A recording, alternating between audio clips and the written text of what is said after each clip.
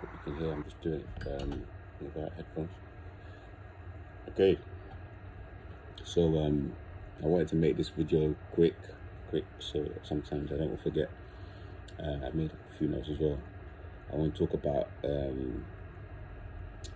continue our series on how to survive a toxic group in your city, and I'm gonna start off by maybe giving some things positive to do that are positive to affect your life, to getting through after what you've been through. So I'm also going to do a separate video about what will happen to you when you're going through this cycle. So things, just to give you a quick example, is what people tend to lose where they live in their house. You tend to lose your finances. They tend to sort of leech off you. You end up paying, more than your share. They tend to lie. They tend to steal your share of stuff. These cretins tend to, I already said that, but they live off you.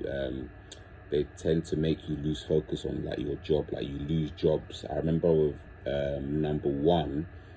with my relationship number one, there was a property that I had paid for a number to deposit for both of us.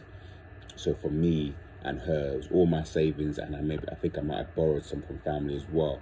And I ended up having to leave that property due to the reactive abuse. So she more or less used me as a come up.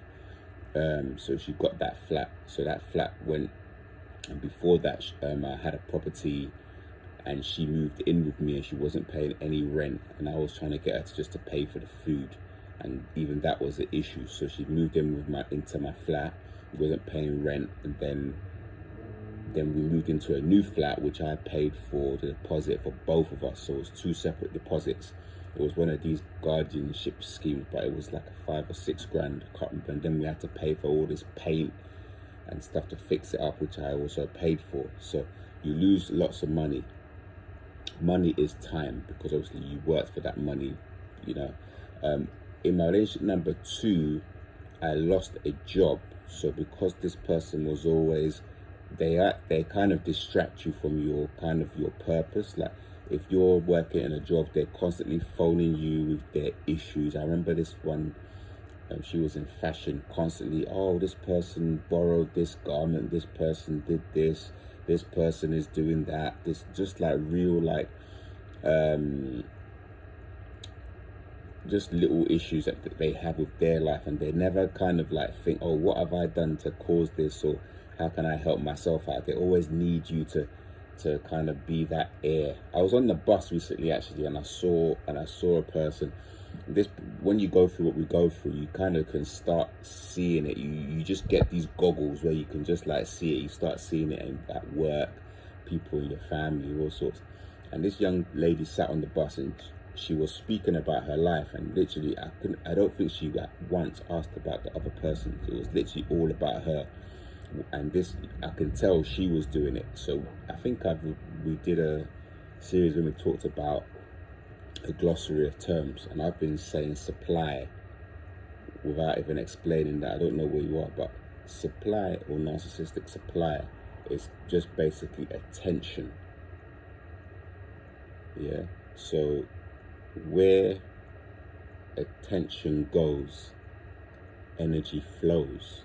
So when you think about it, when you see, because even me, I haven't been posting online. I've been really quiet. I used to post, music and bits and bobs, and I used to play a lot of shows and organize shows to go and play, blah blah. But after what happened now, I'm a lot more reserved on what I post. I kind of, in a way it's good, in a way it's bad, because you don't want to change too much of who you are. But what you see about these characters is like they need energy from people, so they need your attention, so they're constantly online. So when you think about those people that are always taking pics of themselves, it's very like ego kind of feeding that lower self, that ego, that mask again.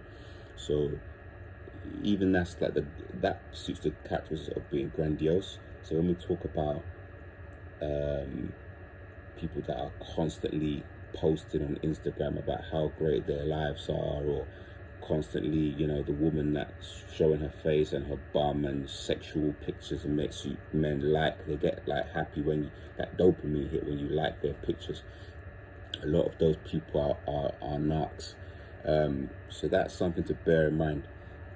So this series of how to survive a toxic, dysfunctional group in your city, I want to talk about kind of also the beginning of your healing path and journey. I just want to say that it's not the same for everyone, and also it's not linear. So there's going to be times when you feel like you're making lots of ground, and days when you feel like you're not making lots of ground.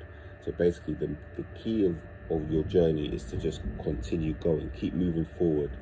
And I would say one of the base foundation is, because you were in a toxic relationship, you now need to become the opposite of that. So you need to now become extremely healthy.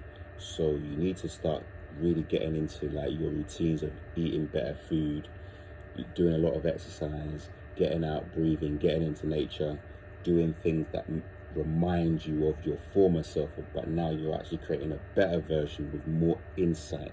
So you want to be looking after your gut. Your gut is basically where you're getting your intuition, which can be seen as a download or a message from the universe or from source. So you want to be watching what you eat. You don't want to be putting too many processed things in there that dysregulates those messages, because really, truly, when you remember when you got into these dynamics, I know that you felt something was off about these people from the jump. Like, you know, like you met them and you were like, either they were moving the relationship too fast, they wanted to jump into bed too fast, they may have said something, the Freudian slip. Like, yeah, I remember one actually, and they were like, oh, I want to eat your soul. Like, they just say something, they actually do tell on themselves. If you just like I was saying on another video, you need to kind of slow it down. Like, time really is your friend. Like, now I really don't see myself making friends with strangers or jumping into relationships with people, because a lot of these people literally have a lot of issues like that. This is something that needs to be taught in school. Shadow work is something that needs to be taught. Energy work is something that needs to be taught. Meditation is something that needs to be taught. Not just on YouTube channels like this. It needs to be shown. It needs to be something that is shown secular, like to the greater population. I mean, I look at videos by certain celebrities and they've got thousands, you know, so many things, and then you see these videos, especially, are really a small part of people that are aware of this stuff. So we need to get the message out, because these people really are destroying lives. Yeah, so I would say just bear in mind, keep in mind your surroundings and where you're going and what you're doing, as in try and get out of the house and try not to get into any new relationships straight away. I think after the number 3, which was like the worst demon that I came across, I think I jumped into a relationship, and even with that relationship, which ended, that particular person, I felt they had some of the traits where they weren't quite fully there. So it's, you need to really take your time and heal and understand that, you know, there's a good chance that you were codependent, and learn, 1, why you were codependent, and 2, how you can start healing that. The good thing about people on our side is that we are able to heal. We're able to self-reflect and think, how can we be better next time? Whereas the narcs and the psychopaths can't. They tend to just monkey branch into the next relationship, then the next. I remember, was it relationship number 2? Sorry, all of these numbers. I will maybe do a video on all of these situations later. She jumped into a relationship with a guy who claimed to be a friend of mine, and I know she was probably jumping around with a lot of people that were in my inner circle, but this guy wasn't in my inner circle. He was like a person that I would meet up once and sometimes for cycling. And I remember when I would hang out with this guy, he would like, oh, I bumped into your friend here, has she got any friends, blah blah blah. But really he was just saying he wanted to date her. And I remember I was on the phone with her one time. She's like, oh, I saw your friend this time and that time. And there was times where she would go out and bump into, but it felt like they would go back to hers. But she would call me to sort of throw off the scent, so it would be like, oh, don't worry, blah blah blah. But then I think the phone would cut or go mute, so I knew there was lots of weird things going on at the time. But the alarm bells are going off, but I just was not acting. So you need to find out why you were in that sort of fight or flight mode, because it's really unhealthy. It's really not a good place to be. And a lot of the times they actually put you in that state. So they put you in a state of kind of like survival, but it's not survival. You're not in a state of survival. It's not a big lion chasing you down the road. It's a very psychological, insidious thing that they do. It's very slow. It's done over time. And as you start healing and you start getting out and doing your exercise and eating healthy, becoming a lot more healthy, you'll find that your brain fog leaves. Cognitive dissonance, that's a very good term as well. Your reality, you start actually confusing things. So you might see something and they're saying it's something else, and you get confused at like what they're saying and what you see as two different things, but your mind can't process it. It's very weird. But yeah, look at cognitive dissonance. That happens. It's almost like you catch them in a lie and they start gaslighting you, saying to you, oh no, but you can see a text from someone. They're like, oh no, that's just like my brother's friend who left his jumper in my car or blah. And in your mind's like, oh okay, that's fine. But if you were to open that text, it would probably be like someone they met on a dating site. So those things, the brain fog does go away. Getting out of your house, getting back into your hobbies, eating well, these things will help.